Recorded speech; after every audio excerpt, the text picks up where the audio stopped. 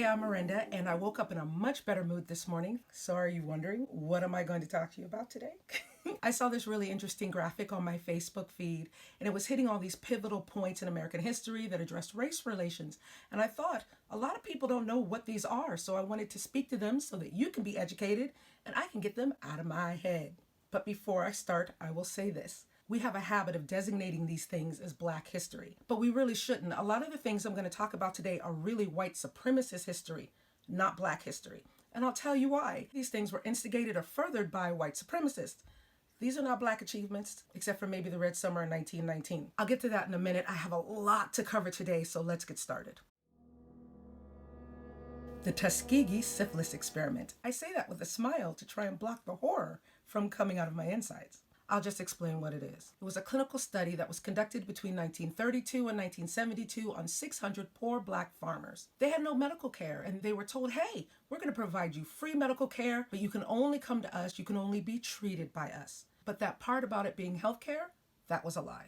Instead, the U.S. Public Health Service wanted to observe the progression of untreated syphilis. So of those 600 men, 399 had latent syphilis, and they weren't told of their diagnosis. Despite their risk of infecting others, they just weren't told. And because the study wanted to track the progression of untreated syphilis, the men who were symptomatic got placebos. That means they just had to deal with deafness, blindness, mental illness, heart problems, bone deterioration, all the symptoms of syphilis because, hey, let's just watch these Black people die.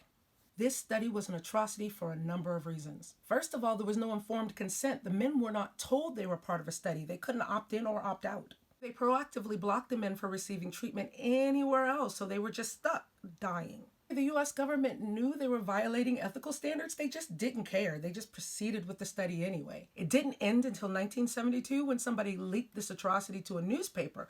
Then it ended because the optics on it were bad.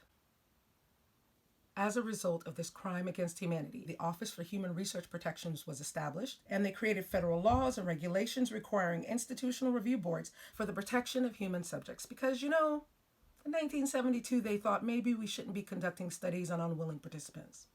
They should have a say. In 1972.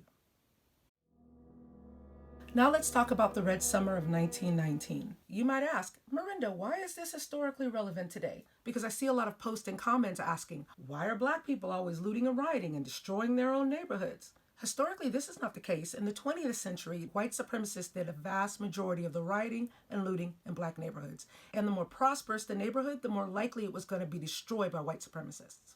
All of this is best highlighted by the Red Summer of 1919. During this period, white supremacist terrorism took over the United States. The KKK was revived.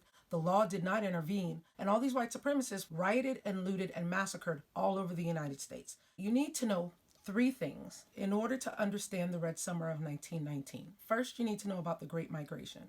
Between 1910 and 1920, Black folks migrated from the South to the North, and they began to reshape northern cities. For example, Philadelphia's population grew by 500%. You can imagine the tension that would cause. During World War II, approximately 350,000 African American soldiers served alongside German and French soldiers. They got treated with a measure of dignity and respect they had never experienced in the United States, and they had just returned home in 1918 when the war ended. The returning Black veterans were widely considered to be a threat to white supremacy. They were just getting too big for their boots, wanting dignity and respect from their fellow man after serving their country.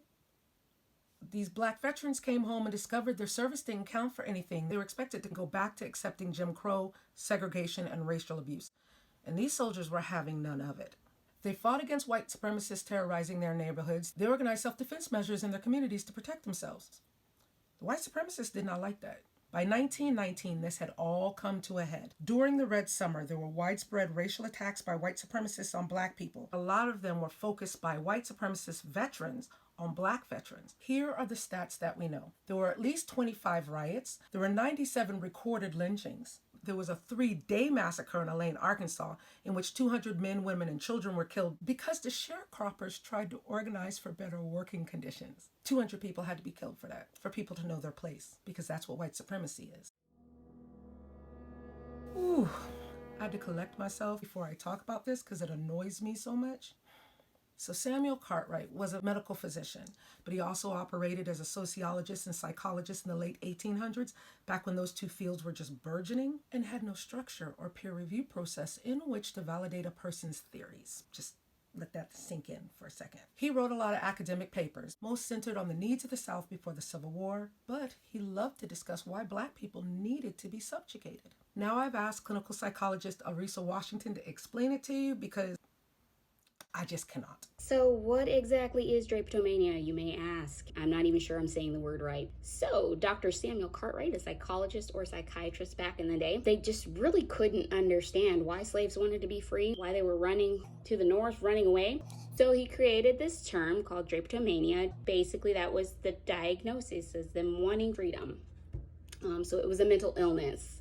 He did advise, however, that you could cure it by whipping your slave into submission. Also, don't overindulge your slave. That was under medical advisement. There was no evidentiary support for it.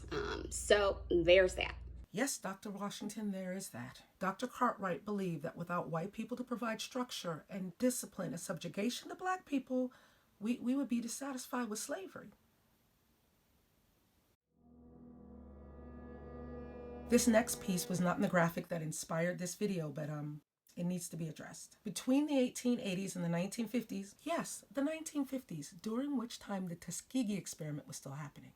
This game, whose name I won't say, was also known as African Dodger. It was a wildly popular fairground and carnival attraction in which players just hurled objects like eggs or baseballs at young Black men serving as human targets. Throwing baseballs at people's heads, this was considered great fun. It received top billing on the advertisements for the carnivals. I just want you to think on that for a second before I go on. Just a second.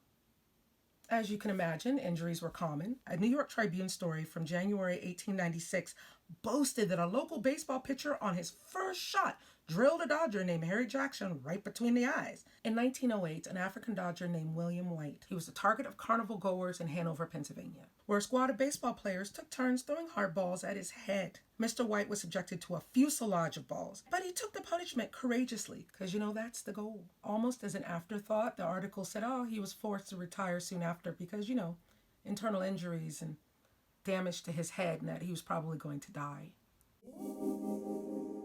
I share all this history with you because it isn't taught in schools. This is American history. Without it, you cannot understand race relations in the United States of America. You need the context. I hope that helps. As always, thanks for listening to me. Getting this stuff out of my head helps me, and I hope that it benefits you. I'll chat to you soon. Bye.